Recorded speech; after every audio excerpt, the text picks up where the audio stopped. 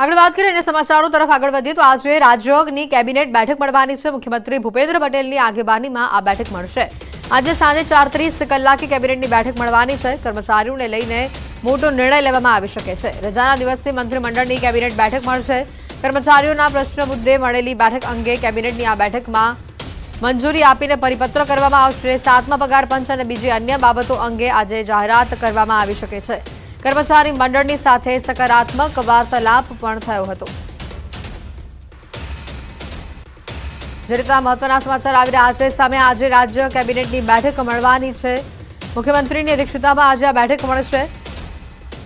મહત્વની વાત છે, આજે રજાના દિવસે આ બેઠક મળવાની છે। ઘણા મહત્વના મુદ્દે ચર્ચા થશે। આજે સાંજે 4:30 કલાકે કેબિનેટની આ બેઠક મળવાની છે। આ બેઠક બાદ 7મા પગાર પંચને લઈને મહત્વની જાહેરાત થઈ શકે છે તેવું પણ સામે આવી રહ્યું છે।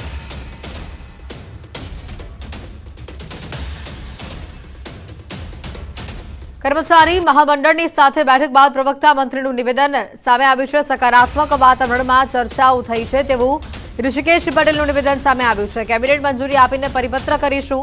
કર્મચારીઓને સરકાર પણ પોઝિટિવ છે આ બાબતે। 7મા પગાર પંચ અને બીજી બાબતો હતી તે કેબિનેટ બેઠક બાદ તેની જાહેરાત થશે તેવું ઋષિકેશ પટેલે જણાવ્યું છે। કર્મચારી મહામંડળ અને એની સાથે સંલગ્ન તમામ મંડળોના હોદ્દેદારો સાથે આજે ખૂબ જ સકારાત્મક વાતાવરણમાં આજે ચર્ચાઓ થઈ છે। સકારાત્મક ચર્ચાઓના અંતે આવતીકાલે કેબિનેટમાં એ વાતોની એમની જે પોઝિટિવ વાતો બધી સ્વીકારાઈ છે અને એ કેબિનેટની મંજૂરી લીધા પછી આદરણીય મુખ્યમંત્રી શ્રી ભૂપેન્દ્રભાઈની મંજૂરી મળ્યા પછી આવતીકાલે તમામ બાબતોની જાહેરાત પણ થશે અને એનો પરિપત્ર પણ થશે। વલસાડ નજીક અમદાવાદ મુંબઈ નેશનલ હાઈવે પર બાઇક ઉપર જોખમી સ્ટન્ટ કરનારાઓને પોલીસે પકડી પાડ્યા છે। રેસ્ટોરન્ટ પાર્કિંગમાં જોખમી બાઇક સ્ટન્ટ ઇવેન્ટ મામલે પોલીસે કડક કાર્યવાહી કરી છે। ડુંગરી પોલીસે બાઇક સ્ટન્ટ ઇવેન્ટના આયોજક અને 8 બાઇક રાઇડર્સની ધરપકડ કરી તેમના વિરુદ્ધ કાયદેસરની કાર્યવાહી હાથ ધરી છે।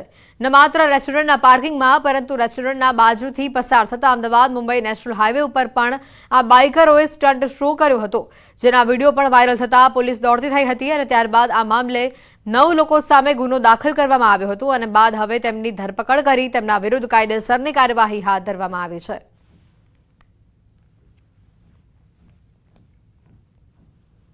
અમદાવાદના પૂર્વ વિસ્તારમાં હત્યાનો વધુ એક બનાવ સામે આવ્યો છે। વાત નારોલ વિસ્તારની છે કે જ્યાં પતિએ પત્નીના ચારિત્ર્ય પર શંકા રાખી તેને મોતને ઘાટ ઉતારી। એટલું જ નહીં, છરીના 15 થી 20 ઘા ઝીકી હત્યા કર્યા બાદ આ બનાવની જાણ તેના સાળાને કરવા માટે ફોટોગ્રાફ પણ મોકલી આપ્યા। પોલીસની પ્રાથમિક તપાસમાં સામે આવ્યું છે કે આરોપીને પત્નીના ચારિત્ર્ય પર શંકા તો હતી જ, પરંતુ ઘરકંકાસ પણ હત્યાનું કારણ છે। હાલ પોલીસે યુવતીના ભાઈની ફરિયાદના આધારે ગુનો નોંધી વધુ તપાસ હાથ ધરી છે।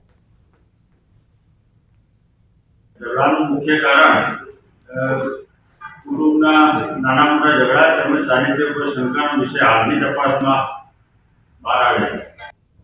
બનાસકાંઠાના પાલનપુરમાં એસટી બસ સ્પોટમાં જાહેરમાં અશ્લીલ હરકતો કરતા યુવક યુવતીનો વિડીયો વાયરલ થયો છે। એસટી સ્પોટમાં જાહેરમાં જ યુવક યુવતી અશ્લીલ હરકતો કરતા હતા। આ વિસ્તારમાં અગાઉ 2 યુવતીઓએ પોલીસના ડરથી ત્રીજા માળેથી ઝંપલાવી હોવાનો પણ બનાવ સામે આવી ચૂક્યો છે।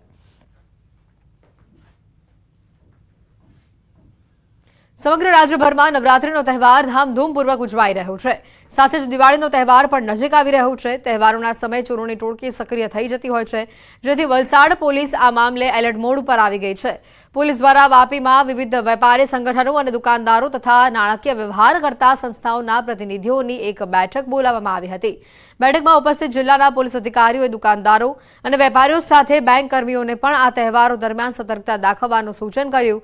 સાથે જ આસપાસના વિસ્તારોમાં, દુકાનોમાં, ઓફિસોમાં તેમજ બેંકોમાં સીસીટીવી કેમેરા લગાવવા સહિત સિક્યુરિટી ગાર્ડની વ્યવસ્થા રાખવા માટે પણ સૂચનો કર્યા હતા।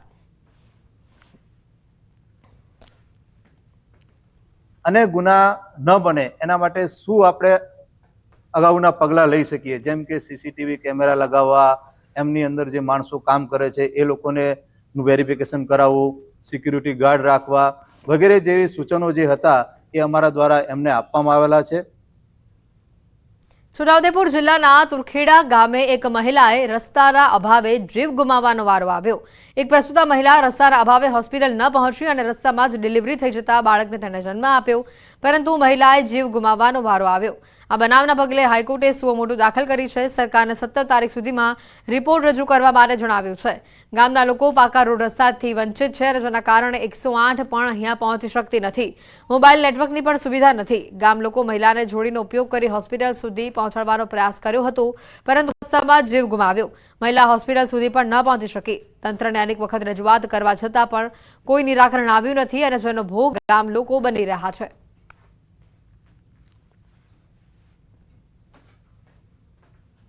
રસ્તા કમ્પ્લીટ હોય તો જ 108 આવી શકે, બાકી 108 ને કલ કરીએ તે હોય રસ્તાનું ઠેકાણું નહીં, એટલે 108 કઈ ઉપર ઉડીને ના આવે। એટલે જ સરકારને કેવું છે કે રોડ રસ્તા કમ્પ્લીટ થઈ જાય અને આવું બીજી લોકોને આવું જોવા અમારે નહીં મળે। અને આનું પહેલા જ એક થયું હતું આવું ઘટના। રસ્તાના કોઈ ઠેકાણા નથી। અમારા મયત થઈ જાય વાટે રસ્તામાં જોડી બાંધીને લઈ જવું પડે, ખડલા ગામ સુધી લઈ જવું પડે, 7 કિલોમીટર સુધી, પછી આ રસ્તામાં મરી જાય છે।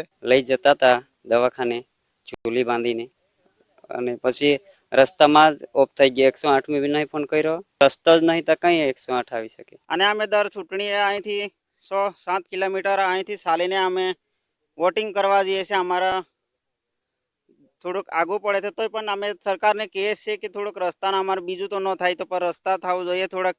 અને બધા આવા વિસ્તારના લોકોના છોકરા અમે બધા અભણ છે, ભણ્યા નથી, અહીં નિહારો નથી, નિહારો પણ આગી પડી જાય છે। મેડિકલ સર્વિસીસની ઉણપતા છે એમ કહી શકાય, પણ રસ્તાના અભાવે 108 જેવું વ્હીકલ સરકાર એમ કહે છે કે અમે 108 સર્વિસ આપીએ છીએ, પણ રસ્તાના અભાવે આ બેનનો જીવ ગયો એમ કહું તો ખોટું નહીં કહેવાય।